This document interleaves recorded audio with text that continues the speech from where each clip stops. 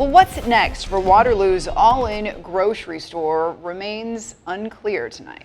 That's the case, Elizabeth. We do know there is a new buyer apparently. Don't know if it's closed yet for sure, but not clear who that buyer is. No one is saying publicly yet. Also, a lot of questions and concerns about the store's future and the taxpayer money's role in the big development over the last 5 or 6 years. KWWL news anchor Luke Birdsall live tonight right outside the store just down the street from the KWWL studios on Franklin. Luke, you had a chance to talk to the city leaders about that situation today. Tell us more. Well, yeah, you're right. The questions surrounding the situation are definitely mounting. The temporary closure of the all-in grocery store, well, it reintroduces the food desert struggle in this part of the Waterloo area. Now, after years of working to get this project off the ground, All-In Grocers opened up last fall. Now, just 11 months later, though, it's temporarily closed and there's a new buyer. The surrounding neighborhood and community as a whole now awaits some new details on, well, what exactly comes next. The main concern brought up at last night's city council meeting was the more than $1 million in taxpayer money that went into the construction of this project overall, but also the serious need of a stable grocery store in this part of town.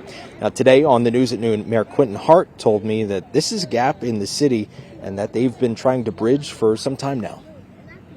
The area has been a challenge to have fresh produce and products in there, you know, since I can remember as a young child. But, you know, the Walnut neighborhood told me several years ago that they wanted to have a grocery store. We worked for that. It's a challenge, but it's not one that we're not going to be able to overcome. And today I also got a chance to speak with Noel Anderson, Waterloo's Community Planning and Development Director, and he said the investment into housing in the community isn't being met by the need for supporting businesses in the local area. Right next door, the CVS closed as well, and I think that was kind of a shock. I mean, that was a little bit more of probably a corporate decision than it was a local decision with CVS closing multiple stores.